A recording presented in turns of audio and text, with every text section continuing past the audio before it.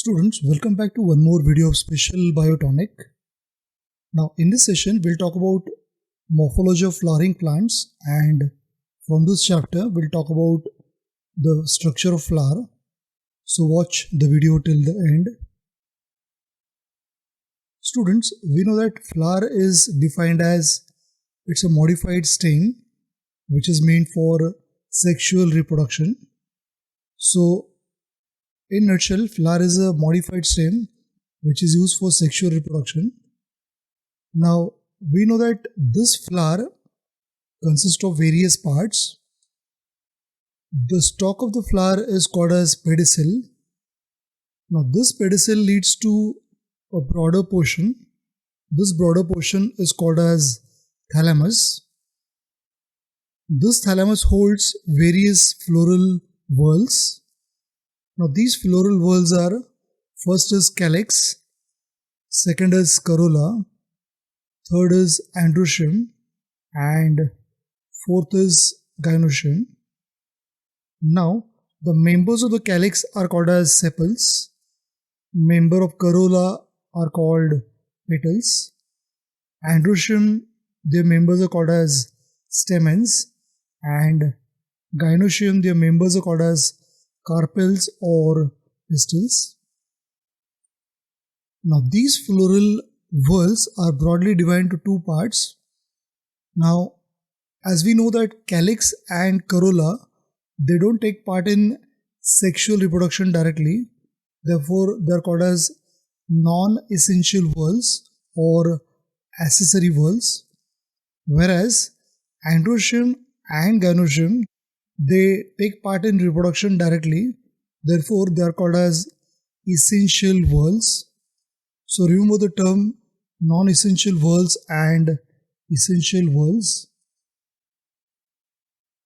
Now let us understand the various terms involved in the structure of flower. Now this is a structure of a typical flower. Now the first term is a complete flower. What is a complete flower? A flower with all four floral whorls, that is, a flower with calyx, corolla, androecium and gynoecium. If all four whorls are present, then such a flower is called as complete flower.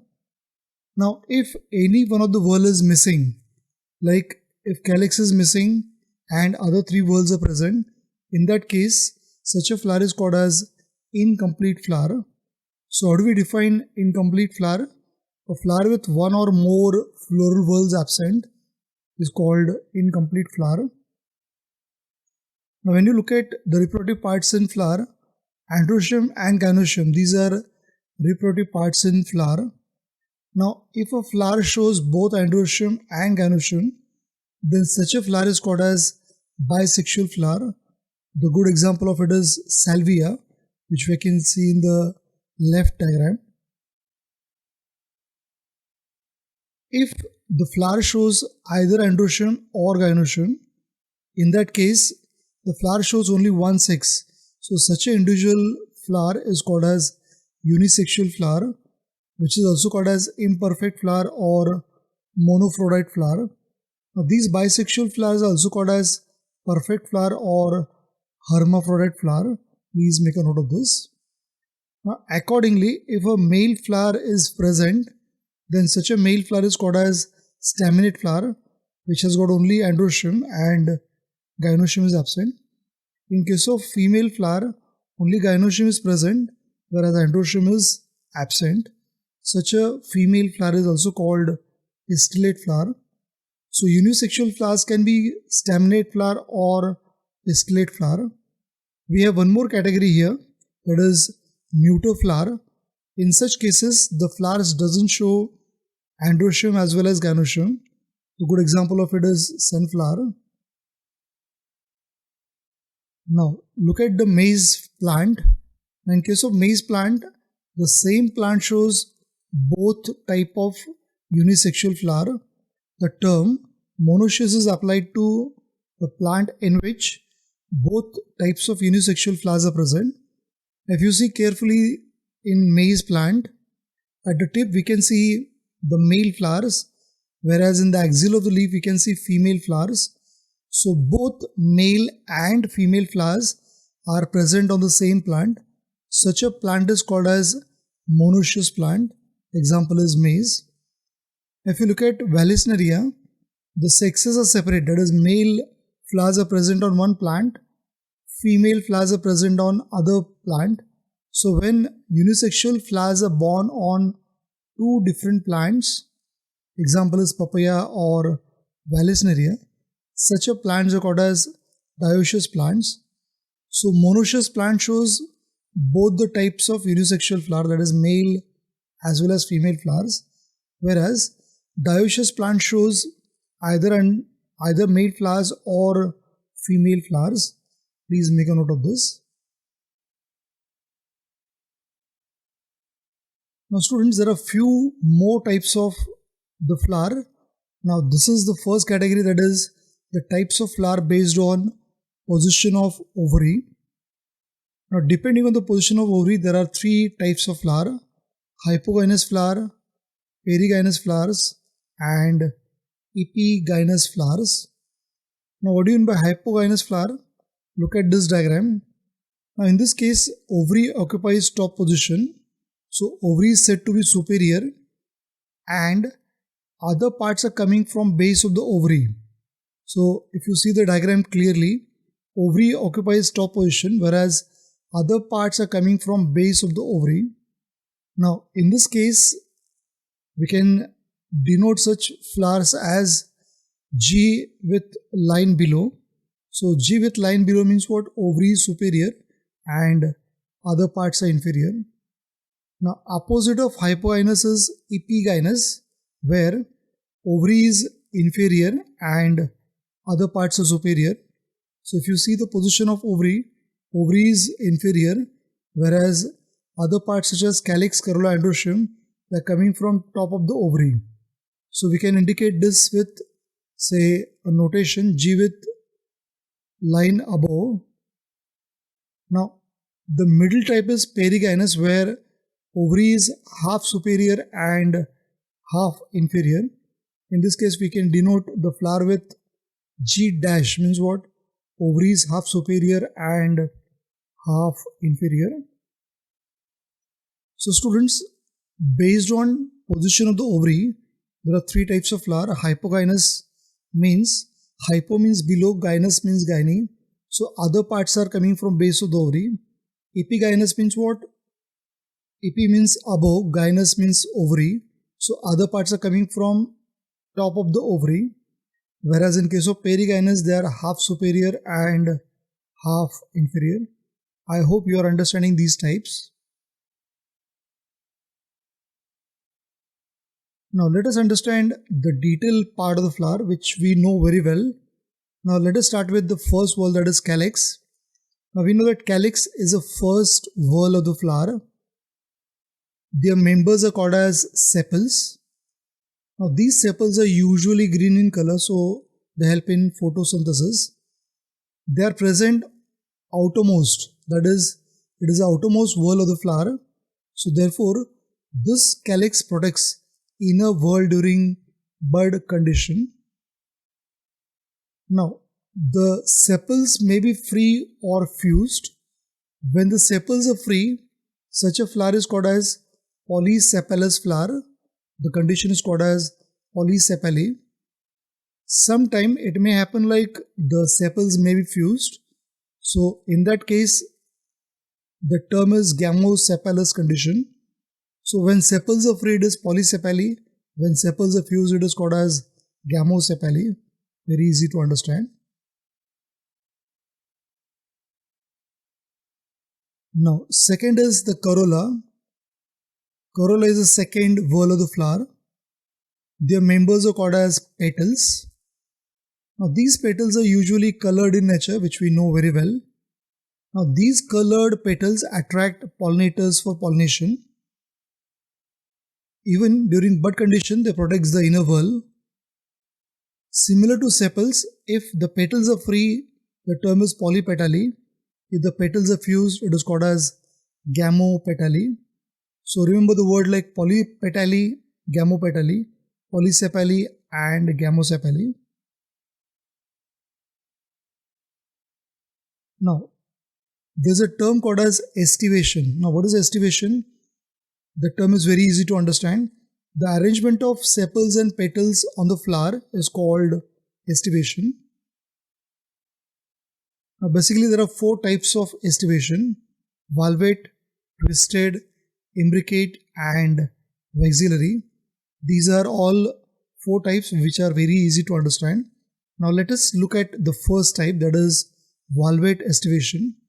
Now, when margins of each sepals and petals are just touching to each other, such a type of estivation is called valvate estivation. In case of twisted estivation, the ends are alternate, means it's one end is outside, one end is inside. So such a type is called as twisted estivation. The third type is imbricate. Now, in imbricate, one whorl is innermost, one whorl is outermost, and remaining three are alternate. So if you see the diagram, one is innermost, second one is outermost, and the remaining three are alternate. So that is imbricate type of estivation. Now, fourth type is vexillary, which is commonly found in pea flowers. Now, one is outermost, then two are in the middle, and two are innermost. That is called as standard or vexillary. So these are four types of estivation. So what is estivation? Arrangement of sepals and petals on the flower is called estivation. Now the third whorl is the stamens. Now each stamen consists of two parts, filament and anthers. So the lower part of the stamen is called filament, upper part is called as anther. Now these two anther lobes are connected by a structure called as connective. Now these are few more terms which will be requiring next year for standard 12th. Now if there are four anther lobes, such a flower is called as tetrasporangiate structure. In this case there are two anther lobes, so two anther lobe means dithecous anthers. One anther lobe is monothecous anthers. In case of dithecous anthers, there are four sporangia, therefore it is called tetrasporangiate structure. In case of monothecous anthers, there is only one anther lobe which includes two sporangia, therefore it is called bisporangiate structure. Now these sporangia help in formation of pollens. These sporangia or sporangium help in formation of pollens, which we are going to learn next year. So this is a third whorl, that is stamens, and even there are two functions of stamens. One is it produces pollens on maturity, and during the bud condition it protects the innermost whorl, that is gynoecium. Now these are two interesting terms, cohesion and adhesion. Now what is a cohesion? Now if you look at two stamens, when they are separate there is no term. Now there are three ways with which these stamens can fuse. The first condition is the filaments can be fused, anthers are free. Second condition is anthers are fused, filaments are free. And third condition is both filaments and anthers are fused. Now accordingly there are three types of cohesions. So what is a cohesion? Fusion of same part is called as cohesion. Now in first case Adelphi, filaments are fused, anthers are free.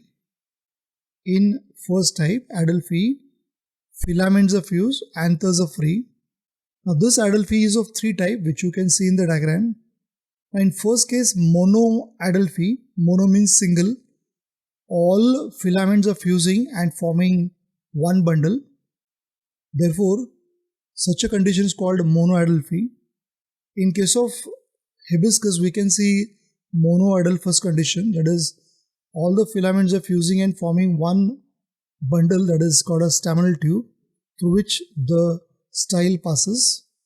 In case of pea plant we can see diadelphous condition. There are total 10 stamens which form 9 plus 1 arrangement. So 9 in one bundle and one is separate. So two bundles of forms, so it is diadelphy. Example is P. We can see four groups of the stamens. That is called about tetraadelphy. Usually we call it as polyadelphy. So what is adelphy? Filaments are fused, anthers are free. Now second condition is syngyny, where filaments are free, anthers are fused. That is syngyny. And in third case, synandry, both filaments and anthers are fused. So students, what is a cohesion? Cohesion is fusion of same parts. Here, adelphy is fusion of filaments, anthers are free. Syngyny is filaments are free and anthers are fused. And in third, synandry, both filaments and anthers are fused. I hope you are getting this. Now, the second term is adhesion. Adhesion means fusion of different parts. Now, we have different types of adhesions here. One is episepally, epipetally or epiphyly. Now, when stamens are attached to sepal, it is called as episepally. When stamens are attached to petal, which is commonly found in hibiscus flowers. In hibiscus flower, we can see the stamen tube is attached to corolla, that is, stamens are attached to petal, that is called as epipetally. Now, sometime it may happen like sepals and petals are fused, that is called what epiphylous condition. When stamens are attached to tepals, it is called epiphyly. So, cohesion is fusion of same parts and adhesion is fusion of different part, like stamen with sepal, stamen with petals, stamen with tepals, etc. Now the last one is the gynoecium. Their members are called as carpel. This carpel consists of lower broader portion called ovary, middle tubular part style and upper receptive stigma. Now if you look at the section of the carpel, the basal broader portion ovary shows ovules. The cavity of the ovary is called as locule, middle part is style and upper is stigma. Now there is a term called about placentation. We can see axial placentation in bhendi and say parietal in cucumber. We'll just see in the next diagram. Ovule after fertilization forms seeds, whereas ovary after fertilization forms fruit.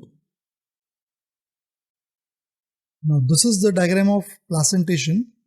Now the term placentation is very easy to understand. Now what is a placentation? Arrangement of ovules inside the ovary. We know that ovules are present inside the ovary. The arrangement of ovule inside the ovary is called placentation. Now the first type is marginal placentation, which is commonly found in pea fruits. We can see the arrangement of ovules at the margin, therefore it is called as marginal placentation.